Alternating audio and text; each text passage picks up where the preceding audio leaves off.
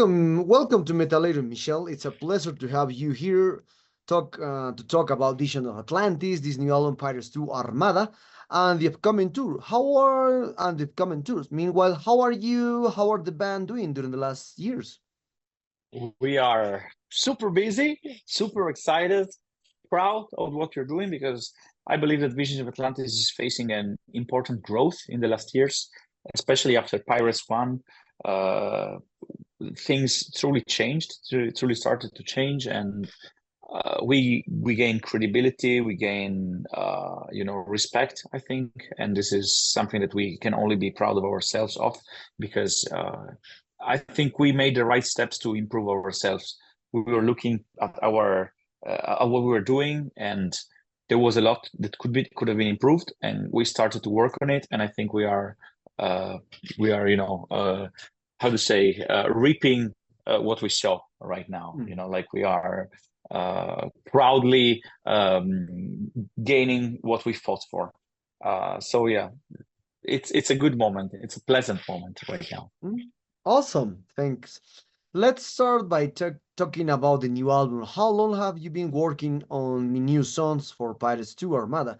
Did you start writing after the release of Pirates in 2022? Or was this album also composed at the same time as Pirates? No, we started to write. So we never stopped writing. That's the thing. Like some songs, we started to write like a few weeks after Pirates already. Some songs were written like during the US tour in September 2023. Let's say that we are constantly writing, and when we have like 20, 18 songs, we start saying, okay, let's see if they're all good. Let's listen to them with a fresh mind. Let's choose which ones can be good for the next record. And if we see that we have enough material, then we select them and we put them in the record. But it's not like we lock ourselves in the studio and we have a big session to write all the record. So this record was written in along a year and a half, even more actually, and only in October 2023 we started to actually record the final versions from the work that we did before, of course. So it's a long process. Awesome. So Vision of Atlantis has been releasing albums consistently, even during the pandemic. How does the band decide when it's time to release a new record? When we have the material. I think that the previous question was like somehow already looking forward to this one, like the moment in which we have enough songs and we are convinced about the songs, this is when we release. Because if we only had 9 good songs, probably we would have released Pirates 2 later, because we really want to be sure that we deliver something that is qualitative and something that works before saying, okay, let's release it. And this is, I think we care. We really care about this. We are not one of these bands that you cannot tell us, okay, we need to release in February 2026. We will say, no, let's first have the songs and then we decide when to release. Okay. So was the songwriting and recording process for this album similar to previous one, or did it change a bit?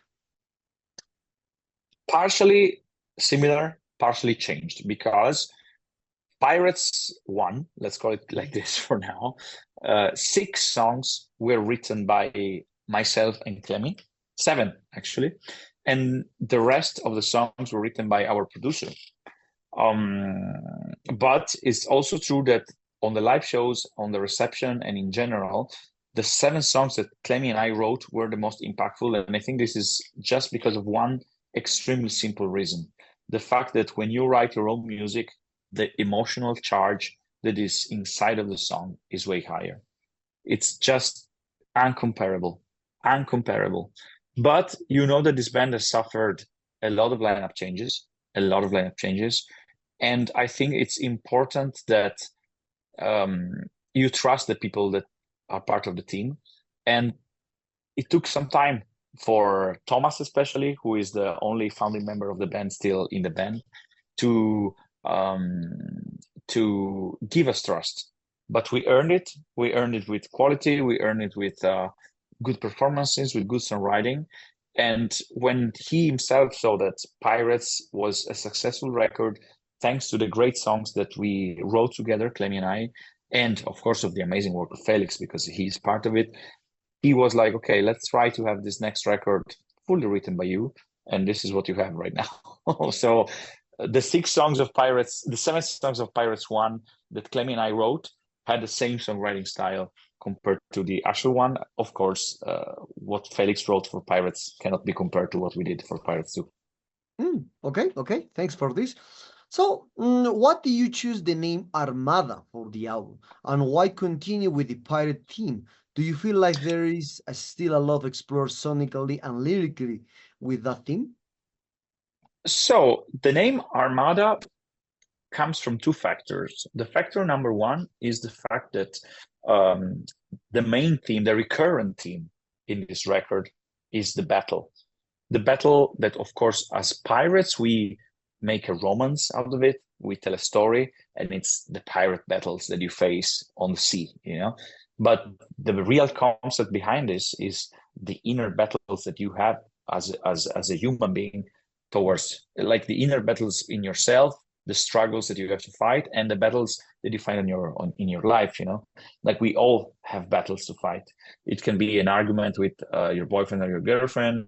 It could be an argument with your family. It could be an argument with your boss. It could be difficulties that you have to find, you know, like that you have to fight. It could be the battle to survive on the next day because you are in a crisis, or, you know, there are so many battles that we have to fight. And of course, we want to implement messages. We want to give strong messages with our songs. It's not only pirate stories to be written lightly. It's strong messages that tell you something that we hope as a band can help you with your behavior, with your life, with your everyday's life. So Armada, because there are battles to fight, and in the pirate universe, the battles are fought by a pirate armada. The second factor is the unity. You know, we and our fans, we are pirates, our fans, we want them to become pirates, to come on board with us, and together we form an armada. So there is also a concept of who we are as a whole, who we are together. Okay, interesting to know about the concept of this new album. And also, uh, can you tell us a bit about the album cover? Yes. So this album cover was done by Blake Armstrong, which is an American artist. And the funny thing is that he does not only metal works in the heavy metal universe, but also in the cinema. He did works for Disney, for Marvel, for big names in the cinema. And we were like, okay, since we want to create a cinematic universe and we are a metal band, this is the right person, because he understands cinema, he understands the graphics of the cinema, but he also understands the metal world. So what's better than this? Well, yeah. So, considering that all of you are involved in other bands like Exit Eden, Ragoni, or Temperance in your case, how does the songwriting process work for Vision of Atlantis? How do you know which song goes to which project? And how do you find inspiration for new songs when you are writing for multiple bands? So I personally write constantly. Like I barely remember moments of my life in which I didn't have inspiration and in which I had to wait to write a song. If I could, even right now, I would, get my guitar and write, because there are so many ideas that I feel like I have a lot to say, and I feel lucky. I feel blessed because this is, a blessing for me. It's something that I'm really happy and gives me a purpose. I enjoy doing it. I have fun while doing this. Of course, writing that much, I end up with several songs, and the style of the songs that you write is not always the same. So when the style is more leaning towards symphonic metal, of course, the song is most likely to go to Visions of Atlantis. When the song is somehow more modern, more melodic in terms of riffing and everything, when there is more guitar work, this is probably a song for Temperance. And sometimes I write stuff that is not for one, not for the other band, but I still put it down because I have fun in songwriting, you know. So it's not always I don't start writing with the idea this song will be for this band.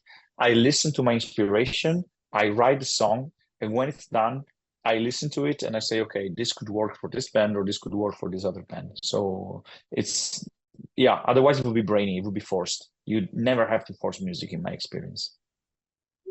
Okay. And for a band, each album is special. So what makes Pirates 2 Armada different from your previous releases? I think that Pirates and Pirates 2 are two consistent trackers where the tracklist could be mixed somehow. You could take one song from Pirates and put it in Pirates 2, one song from Pirates 2 and put it in Pirates 1, and you would still end up with two beautiful albums. What makes it different is the style of the songs, because in the end, in Pirates 2, you don't have Legion of the Seas Part 2, you don't have Master the Hurricane Part 2, you don't have Melancholy Angels Part 2. If you listen to Tonight I'm Alive, this song with this reggaeton groove, you know, on the drums. This song doesn't exist in Pirates 1. If you listen to The Dead of the Sea, there is no song in Pirates 1 that carries the same cinematic universe. The intro and Land of the Free, we don't have this bombastic metal track in Pirates 1. Or Underwater. In Underwater is a power ballad with Clementine only, and in Pirates 1, we had Wanderers, which was a piano vocal song with Clemmy without the band. And now we have the band playing and the rhythm is different. Collide is a march, and we have no marches in Pirates 1. So it's basically as if some songs in terms of style were missing in Pirates 1, and they are there in Pirates 2. And hopefully Pirates 3, if there will be a Pirates 3, it will be 12 more songs with different styles once again. Still in the symphonic metal universe, still in the pirate universe, but different. And more variety is better. The more, the better. Okay. So, what are the plans after the album release? Have you thought of anything special to celebrate the band's 25th anniversary, considering you already released live albums in recent years? I have to tell you something. Right now, we don't feel like the band is 25 years old. It is on the paper, but the truth is that we are together since 6 years with this lineup. And we feel that it's more respectful and more correct to consider Visions of Atlantis as a 6 years old band, 7 next year. Because what happened before doesn't belong to us. And maybe we should have even changed name, you know, like it's easy to talk in the future about the past. It's really easy to, you know, like to look back at the past and say, hey, this should have been done this way, this should have been done that way. And right now people know us as Visions of Atlantis, so it would be drastic to change name. It's impossible, you know. But probably in 2018, when I joined the band and things started to change, we should have just changed. And because we do something that is different, we present ourselves in a different way. We don't play the songs from the previous lineup. So it's a bit in respect of what has been done by the people that were in Vision of Atlantis before us. I think it's unfair to say this band is 25 years old, because I'm in this band since 6 years, Clem is in this band since 10 years, and the same goes for Christian Herbert. They're in this band since 6 years. Only Thomas is here since 25 years. And he himself tells you, I don't feel like this is the same band. And this is a good thing for us. But again, it would be disrespectful, I think. You see what I mean, right? Yes, I understood perfectly about this. So, choosing a good lead single and the track order for an album is a crucial today's age, where people have short attention spans. So, how does Vision of Atlantis approach to this? We struggle. It's not easy. You're absolutely right. You know, if you noticed, the singles are the same. The track 2, 3, 4, and 5 of this record. And pretty much the same happened to Pirates, because we know that you need to catch the attention super quickly. So we felt like Tonight I'm Alive Armada, and Monsters were the songs that could have grabbed the listener in the quickest way. And we decided to put them in the first half of the record after the intro song. 1 and 2 are Land of the Free and To Those Who Chose to Fight, who are the intro and the very first song. And these are songs that start telling the story, like that takes you to the pirate universe. But then you have like Beam Boom Bomb, single 1, single 2, single 3, because we believe that in this way we convince people, and those who like what they hear, they will be craving for more. Those who don't like what they hear, it's fair enough that they can stop listening, because it's not going to get any better. If you don't like the first 3 singles, you won't like the band. You see what I mean? So, and you cannot be loved by everyone. You know, it's impossible. Like fans of I don't know, Dimmu Borgir and Arch Enemy probably won't like Visions of Atlantis, and this is normal, because it's, you know, this is why there is variety in music. You cannot like all the bands in the universe. So if people will reach the 5th song of this record, I'm sure that they will finish the record. If people will not like it before, then fairly enough, they should stop listening, because nothing different will happen. Okay. So your sound is rooted in symphonic metal and power metal, and your fans know that what expected from you. However, I feel like your sound is expanding of this new album. How do you work on this while still maintaining your signature sound and avoiding self-plagiarism?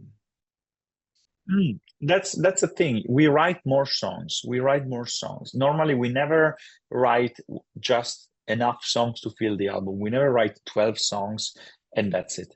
We for this record we wrote 18 tracks, if I'm right, and we selected the 12 best songs in our opinion, so that this thing that you are saying can stay true, so that you always offer something that is a bit different, but at the same time we are a symphonic metal band, so we know that orchestras, big choirs, heavy metal riffing, these are fundamental elements, and we need to make them stand out in the mix and in the arrangement.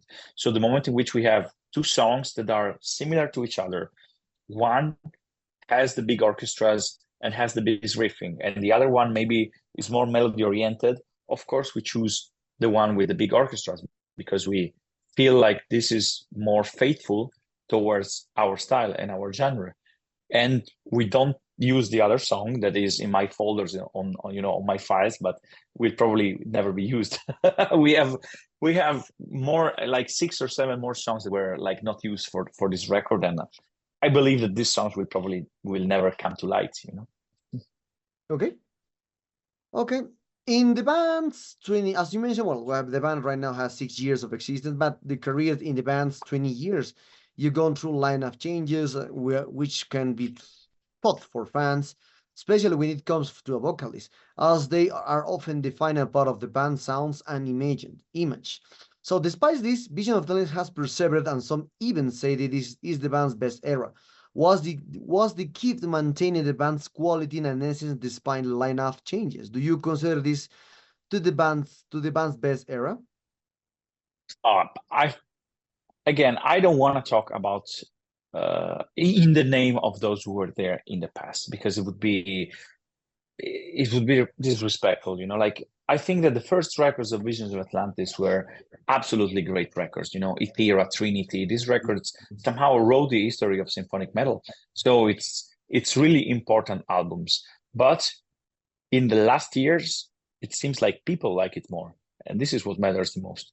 So it's not about how I feel it, but the recognition that the band is getting. And right now, the band is growing. We are selling more records. We are being asked to tour, you know, in America, in Europe, and there is a lot of tickets that are being sold. So I'm not the one who have to say this is the best era, because I'm into it, and it's, you know, it would be how to say, it would be selfish, you know, it would be like praising myself, and this is not something that I feel like doing. But what I can tell is that the band is growing in terms of numbers, in terms of fan base, and this makes me think that we are doing the right thing independently by what was done in the past. And I believe that this is happening because the lineup is finally stable.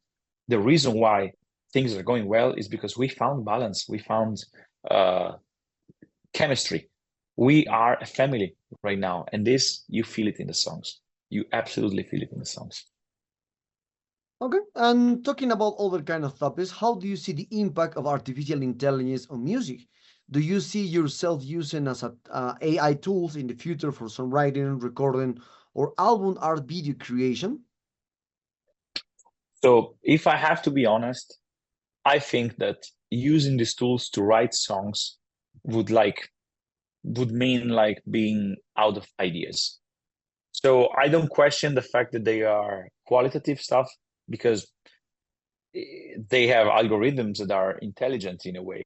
You see, this is why it's called artificial intelligence. So I'm sure that artificial intelligence can write a good song.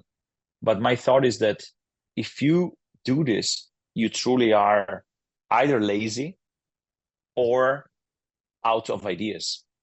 And in both cases, I think this is ridiculous. You see what I mean? Like, how can you call yourself an artist if you don't write with your own passion and with your own energy?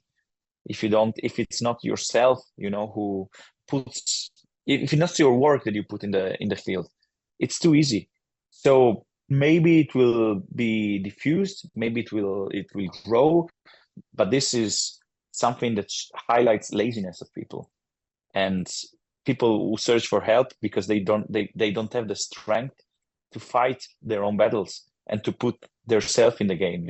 It's like, okay, it's the South, there is the Copa America right now. Mm, Isn't it like soccer players are playing the Copa America? It's mm. what if instead of players we put robots playing? Would it be Brazil? Would it be Colombia playing, or would it be someone else? I think it's the same thing. If robots would play, who cares about who wins and who loses? I want to see Messi playing. I want to see, the real players being in the field and doing magic. I don't want to see robots as much as I want to see musicians writing their music and playing, because this is where what excites me. If it's artificial intelligence, I don't care. I would rather not listen to music if I know that it's written by artificial intelligence, because the emotion that a human heart can put there will never be there. Mm. Never. Interesting. Also, we are very close to this interview, Michelle. So your music is very melodic, and some might even say that vocals border on pop at times. So this isn't uncommon in today's metal scene. So where genres are less rigid and bands are free to incorporate elements from different styles.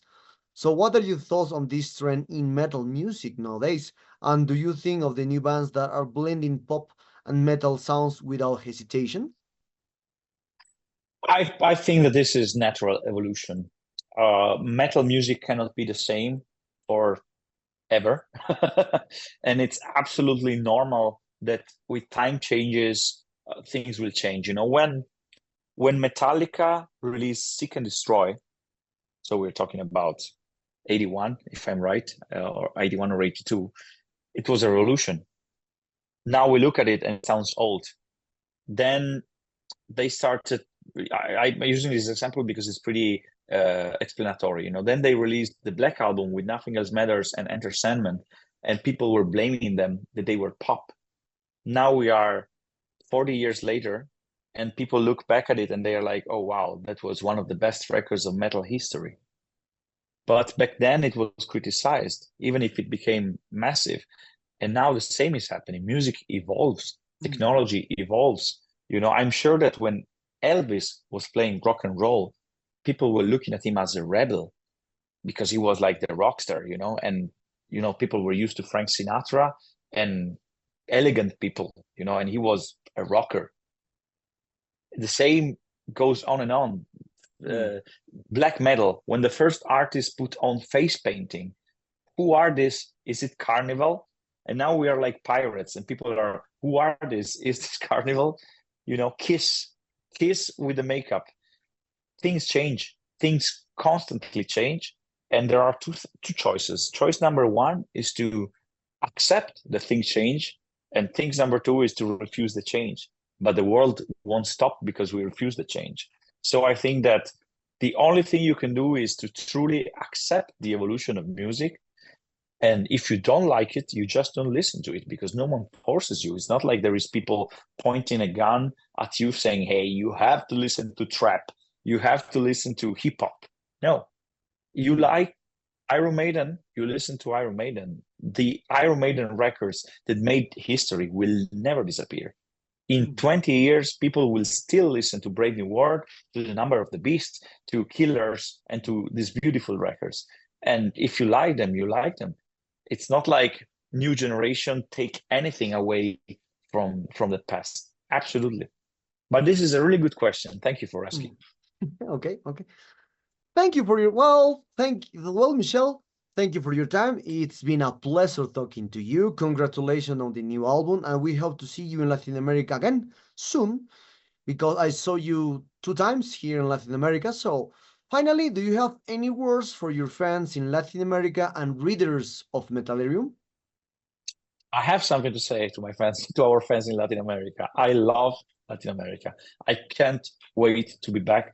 Honestly, my best memories in music for the live shows are in South America and Latin America in general, and I can't wait to be back. So I truly hope that in the next scheduling, because right now we are planning Europe and we are planning the United States, but I truly, truly hope that we will find a way to go back to Colombia, Argentina, Brazil, Chile, Uruguay. Actually, we never played Uruguay. It would be a dream to go there. Mexico, of course, and Peru. Like, there are so many countries where we had so much fun and we had such beautiful memories. So I truly, truly, truly can't wait to go back. It's, it's just beautiful.